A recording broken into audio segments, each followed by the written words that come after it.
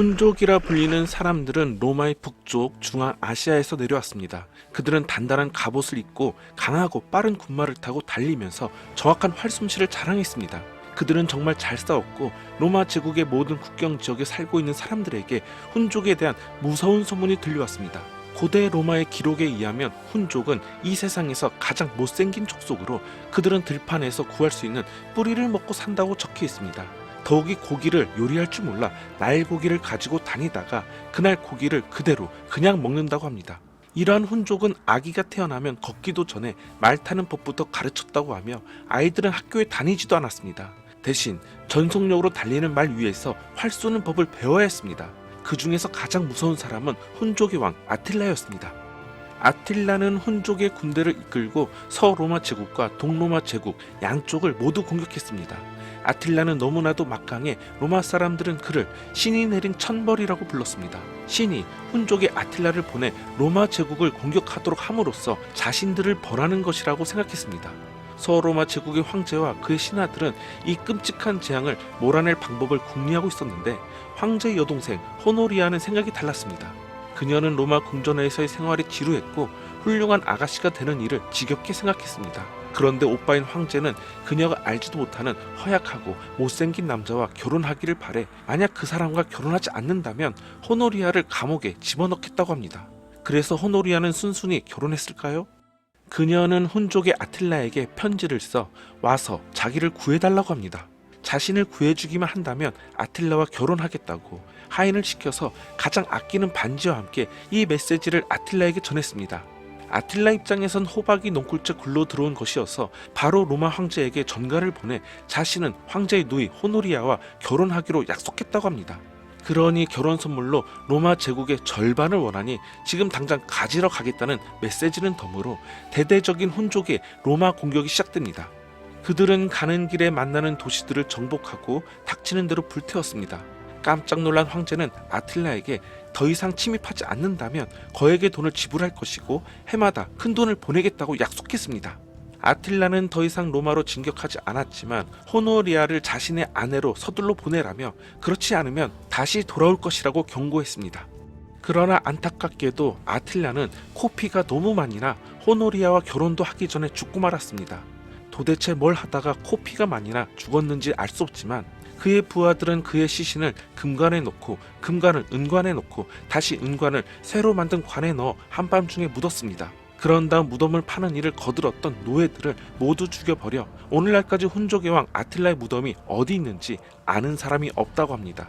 아틸라, 그는 로마 사람과 게르만족에게는 공포의 대왕이었지만 헝가리에서는 국가적 영웅으로 오늘날에도 아틸라라는 이름이 상당히 많이 쓰이고 있다고 합니다. 훈족은 막강한 민족이었습니다. 그러나 오늘날 독일에서 발원하여 루마니아 동쪽 해안을 통해 흑해로 흘러가는 다뉴브 강 근처에 살았던 서고트족도 만만치 않았습니다. 서로마 제국은 훈족, 서고트족뿐만 아니라 여러 민족들하고 오랫동안 싸워야 했습니다. 그런데 어떤 야만족들은 로마의 생활 방식을 좋아해 그들은 싸움을 그만두고 로마인 마을에 정착하거나 때로는 편을 바꾸어 로마를 위해 싸우기도 했습니다. 한 야만족 우두머리도 로마 편이 되어 로마 여자와 결혼하여 정착했습니다. 그 여자의 이름은 전해지지 않지만 그녀의 아들 스틸리코에 대해서는 잘 알려져 있습니다. 스틸리코는 야만족 아버지와 로마인 어머니 사이에서 자랐습니다. 하지만 스틸리코는 자신을 완전한 로마인으로 생각했습니다. 그는 야만족의 침입으로부터 로마 영토를 지키기 위해 싸우길 원했던 애국자였습니다. 그는 청년이 되었을 때 로마 도시를 여행하다가 로마 군대에 들어갔습니다. 스틸리코는 용감한 군인이 되었고 황제의 충실한 신하가 되었습니다.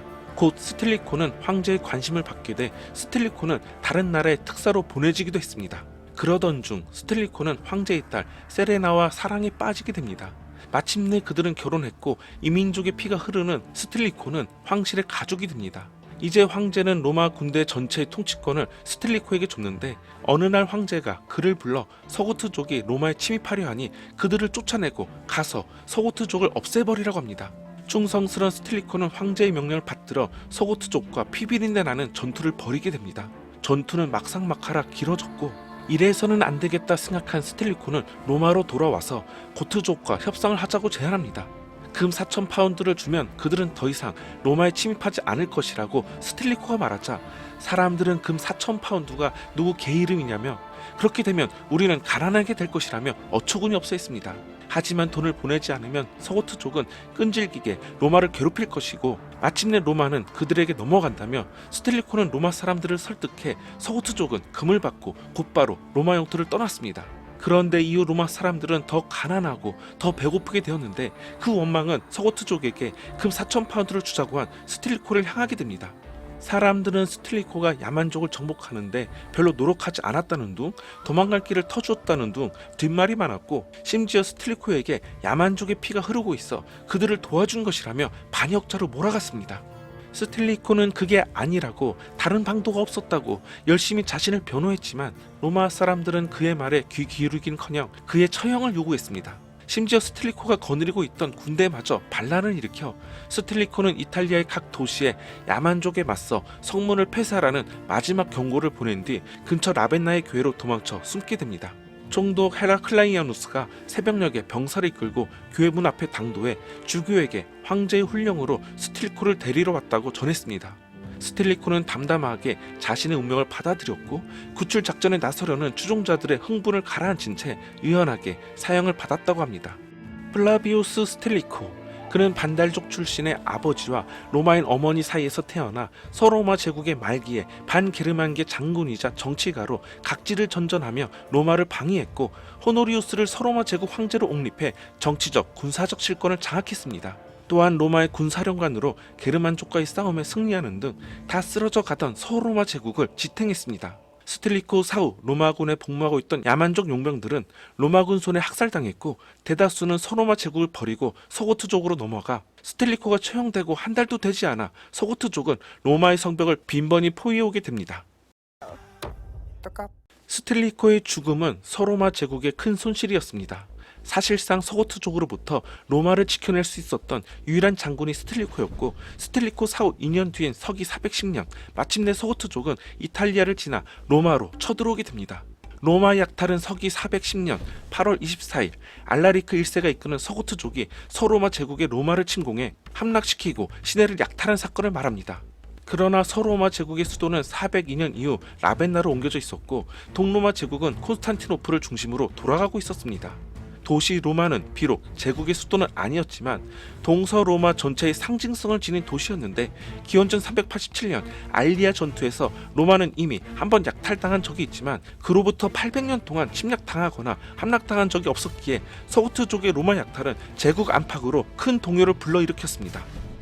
당시 베들레헴에 머무르고 있던 성직자이자 신학자 히에로니무스는 이 사건을 두고 전 세계를 수탈해온 로마가 외적에게 수탈당하다니 라고 기록하였습니다. 410년 8월 24일에 서고트는 살라리아 관문에서 로마 시내로 밀고 들어왔고 사흘 동안 도시를 약탈했습니다. 제국을 상징하는 많은 공공시설들이 약탈당했고 역대 황제의 묘소도 파괴되었으며 라테라노 궁전에 보관되어 있던 콘스탄티누스 대제가 기증한 은제 성합도 도난당했습니다.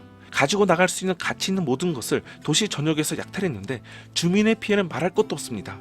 황제의 누이 동생인 갈라 플라키디아를 포함한 많은 사람들이 포로가 되었고 대부분은 노예로 팔려가거나 강간당하고 학살되었습니다. 하지만 서고트족 지휘자 알라리크는 무장하지 않은 사람들을 죽이지 않도록 했으며 서고트족도 기독교도였기에 로마의 교회도 부수지 않았다고 합니다. 다만 눈에 띈 모든 돈과 보석과 아름다운 것들을 훔쳤습니다. 이 소식을 들은 동로마 제국에 있던 성직자이자 신학자 제롬은 한때 전 세계를 지배하던 도시가 정복되고 말았다고 기록하였습니다. 이제 로마는 두 번 다시 세계적인 강대국이 되지 못하게 됩니다. 하지만 여전히 로마시에는 로마 사람들이 살고 있었는데 45년 뒤 다른 야만족이 또 쳐들어오게 됩니다. 반달족이라고 하는 이 부족은 서고트족이 미처 가져가지 못한 귀한 것들을 몽땅 가져가 버렸습니다. 그들은 서고트족보다 더 지독하게 야만적이라 닥치는 대로 노예와 볼모로 잡아갔고 나무로 된 건물들은 태워버렸으며 타지 않는 건물을 부숴버렸습니다. 오늘날에도 이처럼 물건을 잘 부수는 사람을 반달이라고 부릅니다. 그럼에도 서로마 제국은 여전히 존재했습니다. 다음 시간에는 비록 명백만 유지하고 있을 뿐이지만 여전히 존재하고 있는 고대 로마 제국의 마지막 이야기, 로마의 마지막 황제 이야기로 다시 찾아뵙겠습니다. 시청해주셔서 감사합니다.